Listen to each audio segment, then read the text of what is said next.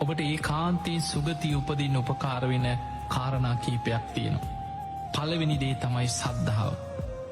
ඔබ නිතර බුදුගුණ සිහි කරනවන, ඔබ නිතර ධර්මී ගුණ සිහි කරනවන, ඔබ නිතර ආරි මහා ශ්‍රාවකයන්ව සංඝයාව ගුණ වශයෙන් සිහි කරනවන, ඔබේ හිතේ තුනුරුවන් ගැන අප්‍රමාණ සද්ධාවක් උපදිනවා. එහෙම සද්ධාව ඉන්ද්‍රයක් හැටියට, බලධර්මයක් හැටියට, සේක බලයක් හැටියට දියුණු කරගත්ත කෙනා, ඒ කෙනා කවදක් කොතන කොයි මොහොතේ මැරුණත් ඒ සද්ධාවම බලවත් වෙලා ඔහු මරණින් මත්තේ සුගතිගාමී වෙනවා.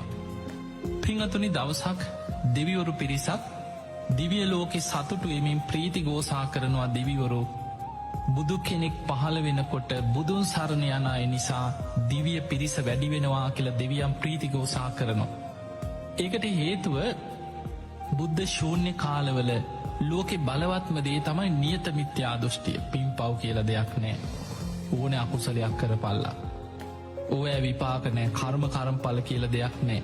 ඔය වගේ අදහසක් ලෝකෙ මිත්‍යා දෘෂ්ටිය හැටියට පැතිරෙනවා. ඒ මිත්‍යා දෘෂ්ටිය පිහිටන කාලේ, බලවත් වෙන කාලේ ලෝකෙ බොහෝ පිරිස අකුසල් වලට ලැජ්ජාව බය නැති වෙනවා. ඒ නිසා බොහෝ අකුසල් කරලා, පව්කං කරලා, මිත්‍යා දෘෂ්ටියේ යුතුව කටයුතු කරලා බොහෝ පිරිස මරණින් මත්තේ අපාගාමී වෙනවා.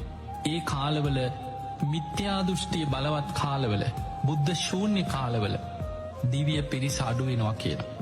හැබැයි බුදුවරු පහළ වෙනකොට මිනිස්සු සද්ධාව ඇති කරගන්නවා, සිල් ගුණ දහම් රකින්නවා, දන් දෙනවා, පින් කරනවා, කර්මපල විශ්වාසය ඇති කරගන්නවා, මෙලෝ පරලෝ පිළිගන්නවා, පාපයට බය ලැජ්ජාව ඇති වෙනවා. ඒ තුළ බොහෝ පිරිස මරණින් මත්තේ සුගතිගාමී වෙනවා. ගාථාවකින් කියනවා ඒකේචි බුද්ධන් සරණං ගතාසේ. ස්වාමීනී භාග්‍යතුන් වහන්සේ යමෙක් බුදුන් සරණ ගියොත් අවබෝධේ නතිය ගමිස්සන්ති අපායන්, ඒ අයනං අපායවල්ලෝට වැටින්නෑ කිවා. පහාය මානුසන් දේහම්, මානුසංකැන්මේ මනුස්ස දේහය, මිනිස් කය, මිනිස් ශරීරය අතහැරියට පස්සේ දීව කායා පරිපුරෙ සතියයි කාන්තෙන් සුගතියනවා. එතන පෙන්නන්නේ දිවිය පිරිස වැඩි වෙනවා කියන බුදුන් සරණ යන අය නිසා.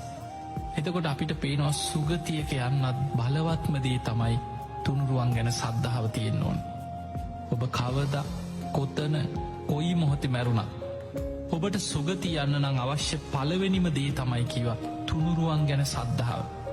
පිංහතුනී, බුදුගුණ නිතර සිහි කරනවා කියන්නේ එක භාවනාව. එකට ගැන් බුද්ධානුස්සති භාවනාව. කෙනෙක් නිතර ධර්මී ගුණ සිහි කරනවා කියන්නේ ඒකත් භාවනාව. ධම්මානුස්සති භාවනාව. කෙනෙක් නිතර සඟගුණ සිහි කරනවා කියන්නේ ඒකත් භාවනාව. සංඝානුස්සති භාවනාව. මේ විදිහට බුද්ධානුස්සති, ධම්මානුස්සති, සංඝානුස්සති අනුස්සති භාවනා තුනක් තුනුරුවන් ගුණ සිහි කරන කෙනාගේ හිත තුළ නිරන්තරයෙන් වැඩෙනවා. ඒ කෙනාගේ හිතේ තුනුරුවන් ගැන අප්‍රමාණ සද්ධාවක් වර්ධනය වෙනවා. ඒ සද්ධාව මොහුට කාලයක් සද්ධාව දියුණු වෙන්න තමා තුළ ඉන්ද්‍රිය ධර්මයක් හැටියට බලවත් වෙනවා. අපි එකට ධර්මය කියන්නේ සද්ධා ඉන්ද්‍රිය. ඒ සද්ධාවම කාලයක් යනකොට තමා තුළ බල ධර්මයක් වෙනවා. සද්ධා බලං.